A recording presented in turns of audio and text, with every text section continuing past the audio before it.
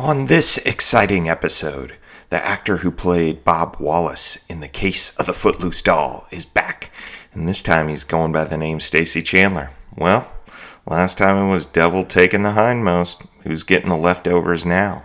The answer might surprise you in Perry Mason, Season 2, Episode 17, The Case of the Romantic Rogue.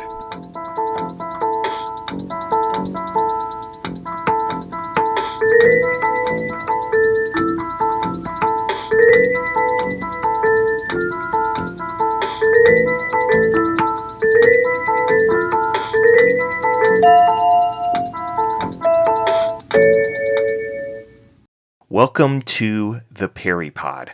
I'm your humble host, Jonathan Searcy, and my purpose here is pretty simple: provide an audio companion to the greatest legal drama in television history, Perry Mason. I plan to do a pod for every episode of the television series, and as time permits, I'll look at some of those made-for-TV movies too. I'll be working through the series in the order in which the episodes were aired. Each episode I'll give a brief refresher on the plot, and if the episode was based on a novel, I'll compare the book with its television adaptation. Next, I'll list some key pieces of trivia, as well as tackle the episode's main theme. We'll feature a Perry proverb, a moment of wisdom from the man himself, and then we'll finish with a post-case water cooler, where just like Perry, Della, and Paul, we can rehash the ins and outs of their adventures. But first, to the law library!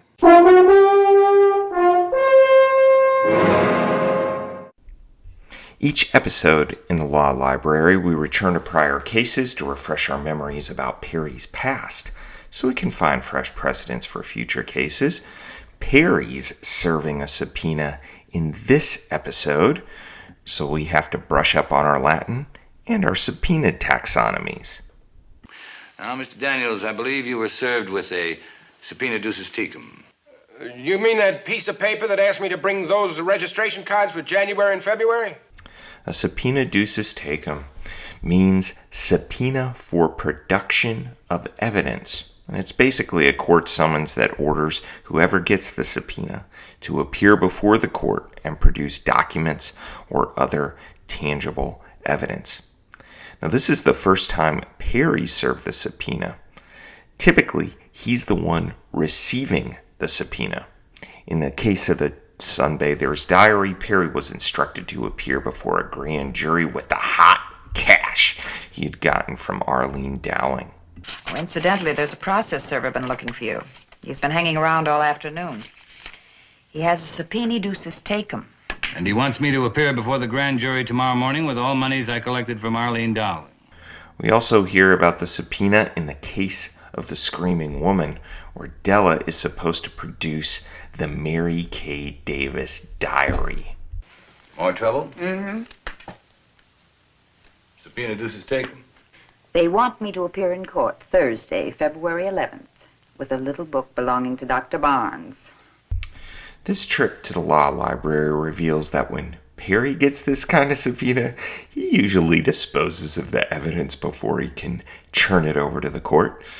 Putting some sawbucks in a window shade or letting an egotistical doctor torch the book in question might be skirting legal niceties, but it certainly helps Perry get his man. When Perry uses the subpoena, however, he blows up the prosecution's witness, but good. Now, let's get to the plot of this episode.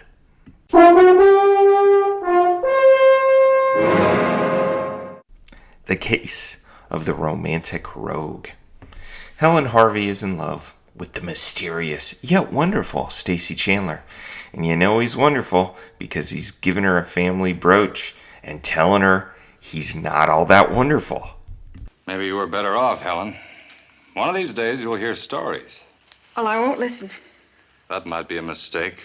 I've done a lot of things I'm not proud of. Well, Helen's in love, but her Aunt Florence is skeptical. We learn that this skepticism comes from the fact that Florence got dumped by her husband Frank for his secretary a while ago. Florence has never recovered. Sarcastic much, Aunt Flo? You remind me of my husband. He had a way with the ladies, too. Oh, Aunt Florence, please.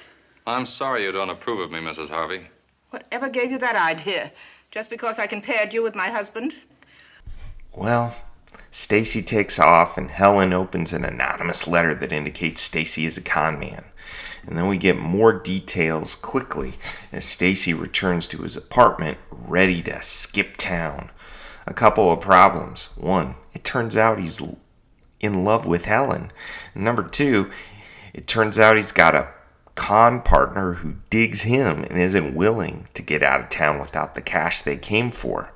And then number three, the biggest problem of all is that Frank Harvey is alive? Frank Harvey is alive. You're crazy. Oh, no. No, he lost his memory in an automobile accident, but he is alive. And that's the main thing. In fact, he's right here in Los Angeles. You see, Helen will only get serious cash if Frank Harvey is dead. And Irene Wallace has just thrown a lighter-sized monkey wrench into that plan.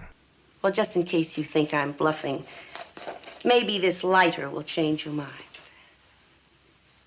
Now, you think it over, sugar. I'm staying at the Esquire Motel in the Valley, and I'll expect you about 10 tonight.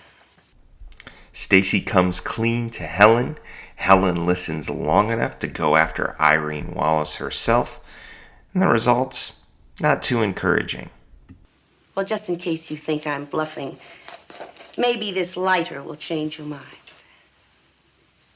Now, you think it over, sugar. I'm staying at the Esquire Motel in the Valley, and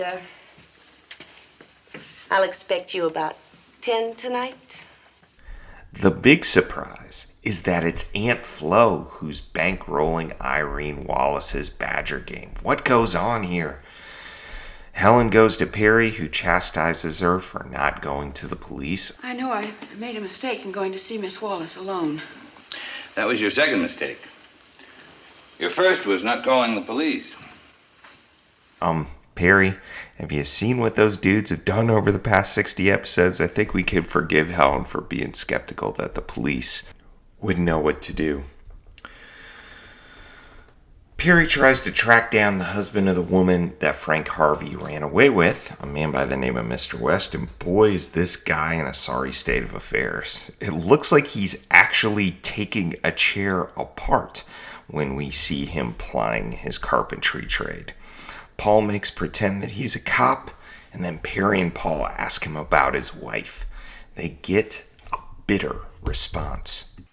What was she going to write? Dear Harry, I found myself a better meal ticket. She just picked up and took off with that. Trag arrives and says the jig is up. Irene Wallace is dead, killed with a necklace that Mr. Wallace gave Vivian, his ex. The prime suspect? Helen Harvey, who's in Vegas having just gotten hitched to the con man. Oh boy. Well, Perry runs his own con on motel manager Pete Daniels so as to undermine his potential testimony identifying Helen Harvey as the woman bellowing at Irene Wallace's door on the night of the murder. My favorite line here goes to Stacy Chandler as he exits the motel lobby. Now, if you'll follow me... Well, I'll find it. I'm the explorer type. Good night. Okay, so we've got a dead PI. Who are the suspects? There aren't actually that many. There's Florence the aunt, and Della suspects her. If anyone should ask, I don't trust Florence Harvey. I don't think she was trying to help Helen at all. You believe that story about her finding Mrs. West's locket in one of Mr. Harvey's old coats? I guess theoretically you could count old Frank Harvey and Vivian West as potential suspects, but it becomes clear that the pair are no longer alive. That really leaves just one man, Fred West.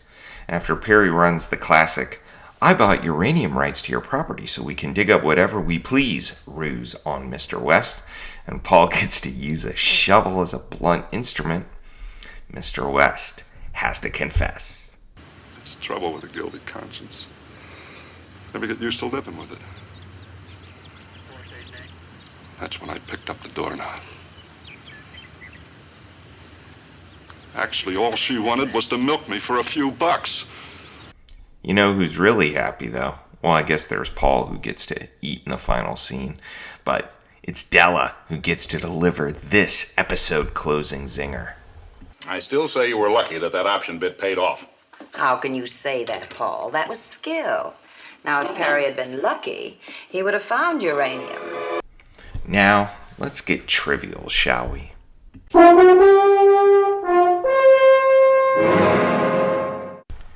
Each episode in our trivia section, I give you 3 takeaways. A poll, which is a subject worth investigating more. A Della, which is a bio about a particular actor or actress who appeared in the episode. And a Perry, where we learn something about our intrepid hero. Our poll for this episode involves real estate value in California. We have the enviable West property in Encino, which is a Los Angeles neighborhood right next to the San Fernando Valley. Paul's pretty hot on it. He also owned 2 acres in Encino. You know what they're worth. Our poll prompt is this: how much would West's acreage be worth today? And what made the neighborhood such a happening place to be anyhow? Our Della this episode concerns Marion Ross, Miss Helen Harvey, or should I say, Helen Chandler. Oh, Stacy, you ought to go on the stage. When you told me you cared, I really believed it. This was Marion Ross's one and only appearance on Perry Mason, and since she's one of the few Della characters on this podcast to have written her own memoir, My Days, Happy and Otherwise, I thought we'd focus on her. Ross grew up in Minnesota, the child of 2 Canada natives. She got the theater bug in high school, and when her family moved to San Diego, California, when she was in high school, she decided to attend San Diego State subsequently and was awarded that university's honor for Most Outstanding Actress. She spent a summer working at a La Jolla theater where a director said she was Hollywood worthy, and that's where she went. She spent the 1950s focusing on movies, appearing in The Glenn Miller Story, Sabrina, Lust for Life, Teacher's Pet, Some Came Running, Operation Petticoat. Pretty big movies, frankly. And in the 1960s, she started to appear more on television. So, Father Knows Best, The Outer Limits, Thriller, The 11th Hour, Mannix, Route 66. I believe there was a Hawaii 5-0 appearance as well. Her 2 most famous roles, of course, came in the 1970s and 1980s. Really, her most famous role is as matriarch Marion. She got a character with her own name, Cunningham, on Happy Days. And that series lasted from 1974 to 1984. And then in the 80s, she appeared in various parts on the show Love Boat. In 2011, she and 4 other actors, well, really 3 other actors, and then the estate of Tom Bosley, sued CBS for not paying them properly for using their likenesses on a myriad of Happy Days related paraphernalia, straws, playing cards, board game, like the list is kind of ridiculous. And a judge threw the suit out, though CBS later settled with each of the actors, paying them $65,000 apiece. 2 years ago, at the age of 90, she released her memoir, My Days, Happy and Otherwise. And I've looked, there's no juicy tidbits about the case of the Romantic Rogue in there. So if that's what you're interested in Marion Ross's career, you can save your money. I've done the homework for you. She's still alive. She was married twice. Husband number 2, actor Paul Michael, died in 2011. She's 92. Still kicking. Way to go, Marion. Our Perry for this episode involves Perry's burgeoning portfolio. What do you think you're doing?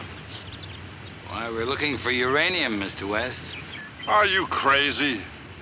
You bought this land 9 years ago from the Valley Land Company, but they reserved oil and mineral rights. I took an option on them. In the case of the nervous accomplice, remember, he got involved in tract housing. In this episode, he's buying uranium rights. There's nothing about selling those rights back after the case. It looks like Mr. West is out as owner of this property. Maybe Perry can swoop in for the real estate flip, and then hopefully he can get some of the Helen Harvey riches when they probate Uncle Frank's will. Perry looks to make out pretty good in this particular case. The theme for this episode is romance. The Case of the Romantic Rogue aired for the first time on Valentine's Day, 1959. Yep, it was an authentic, honest-to-goodness, holiday-themed episode. And a pretty crazy choice for a holiday for a show that's got a jaded view of romance. For evidence of that, see pretty much every single episode of the show up to this one. But look at the way the show attempts to unsettle our easy assumptions. 1. Stacy Chandler, the romantic conman, turns out to actually love Helen. He's fallen for the person he's supposed to dupe. 2. Stacy Chandler's con partner actually seems to love Stacy, and she testifies against him pretty much because she's a woman scorned. She knows he's a con man and falls for him anyway. The abusers are users. Now let's deal with the episode's biggest romantic conundrum. The romance of Frank Harvey and Vivian West. Those two romantic rogues. The narrative proffered in the episode is that they run off together. We've got Flo's take. Frank was the original con man. The Stacy Chandler. And we've got Mr. West's take. Vivian was always looking for a meal ticket. You know, something similar to Rose Calvert from the Case of the Daring Decoy. Mr. West's tale of spending money on drapes and buying property all goes for naught when she thinks she can find another man with more money.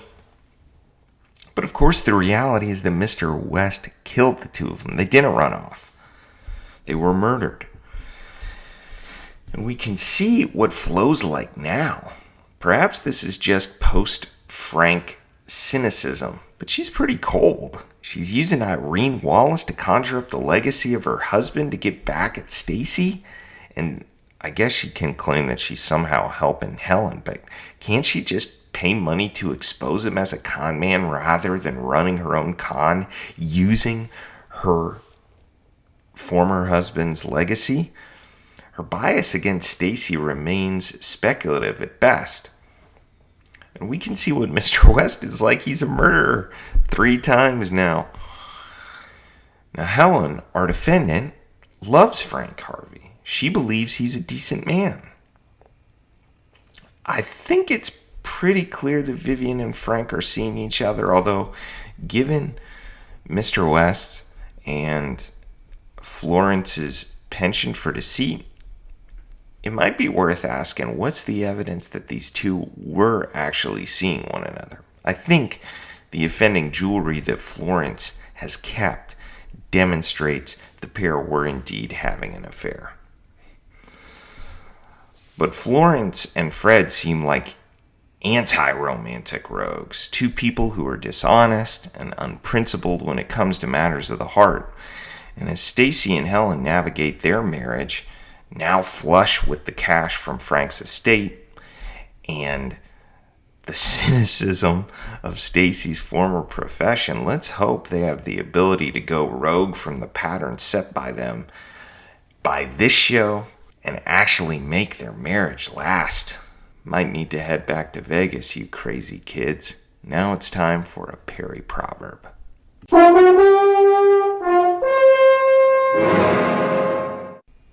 Perry loves to run a good witness identification test. And in this episode, he runs a doozy. And when it's all over, He loves to give his witness something to chew on. Thanks a lot, Mr. Daniels. You've been more help than you know. Oh, Perry, how droll. If Perry says you've been a help, he probably knows something you don't. Now, let's grab a swig from the water cooler. There is one thing I don't understand. Go on, Paul. Our Paul prompt from the last episode involved graft in the 1950s. Was the corruption in the case of the fraudulent photo ripped from 1959 headlines? Well, Aunt Myra had some answers. She said that in the 1950s, there were 3 political scandals. One involved a state auditor in Illinois, Orville Hodge, embezzling $6 million and getting indicted on 54 accounts, including conspiracy, forgery, and embezzling. There was the case of a state senator in Maine found guilty of accepting money under false pretenses because he was working to have a drunk driving charge dismissed. And then there was a case in Texas of a land commissioner named Bascom Giles. That's a fantastic name. Getting convicted of fraud and bribery and serving 3 years of a 6-year prison term. My dad did a little research and noted that, in general, the 1950s were not exceptionally corrupt. The real heyday for the kind of corruption we see in the case of the fraudulent photo, large cities at the turn of the 20th century. And he points out that graft didn't really consist in those cities of cutting corners and using inferior materials, but in fact it came from padding costs that were then passed on to the taxpayer. Thanks so much for that research.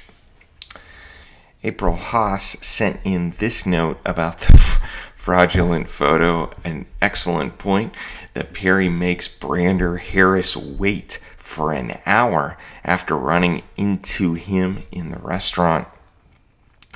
And in the case of the one-eyed witness, he leaves the restaurant he's eating at immediately to help.